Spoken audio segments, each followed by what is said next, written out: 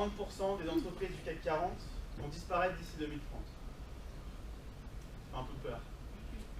Vous imaginez bien que si ça concerne le CAC 40, a priori, ça concerne un peu tout le tissu économique français.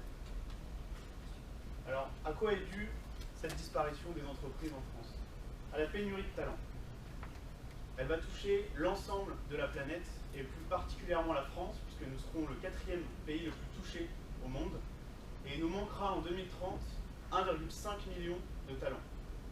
Alors comment on fait? Comment on fait pour attirer des talents? Comment on fait pour les recruter? Comment on fait pour les comprendre?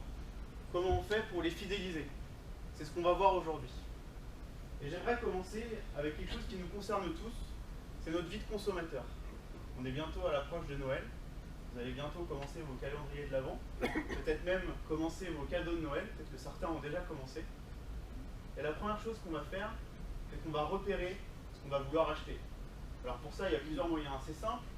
On va sur Internet, on se renseigne, on va devant les boutiques, dans les rues, ou alors pour les plus anciens d'entre nous, on va rechercher des catalogues, fil d'art et compagnie.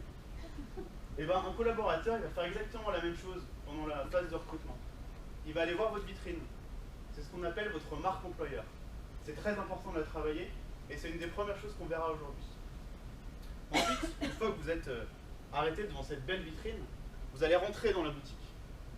Dans cette boutique, vous allez potentiellement ne pas trouver le produit que vous étiez venu chercher. Dans ces cas-là, quand ça arrive, eh ben on s'en va, on sort de la boutique. Et ben pour un collaborateur, c'est exactement la même chose. Si vous affichez quelque chose en vitrine et qu'il ne va pas le retrouver à l'intérieur de votre entreprise, ben il va s'en aller, assez simplement, comme vous le feriez dans un magasin. Admettons que vous trouviez le produit. Vous allez rentrer dans un processus d'achat. Vous avez besoin d'être accompagné sur les caractéristiques du produit, accompagné sur l'utilisation du produit. Ben pour un collaborateur, c'est exactement la même chose. Il a besoin d'être intégré, d'être accompagné dans une phase d'intégration.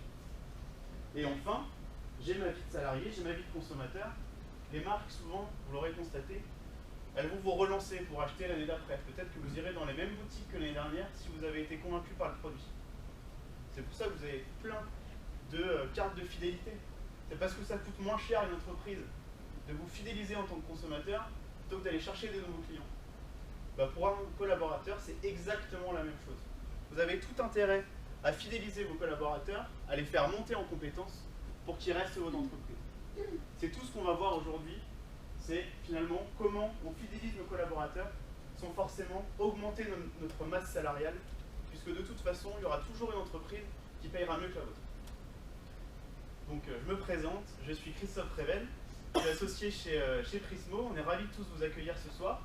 J'aimerais commencer par vous présenter les intervenants de ce soir, qui ont été légèrement modifiés par rapport à ce qu'on avait été annoncé, puisque on a eu une petite épidémie de grippe, donc malheureusement, Elodie de Stobli et Myriam Clarino s'excusent de ne pas pouvoir être là ce soir, mais bon, c'était mieux que de contaminer tout le monde si tout le monde n'est pas vacciné.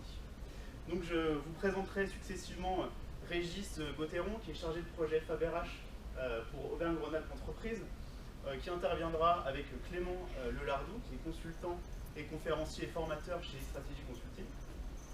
Ensuite interviendra Valentine Michel, qui est consultante et coach chez Axalp. Et enfin, nous finirons avec Fabien Lacroix, qui est gérant de son cabinet Apsis.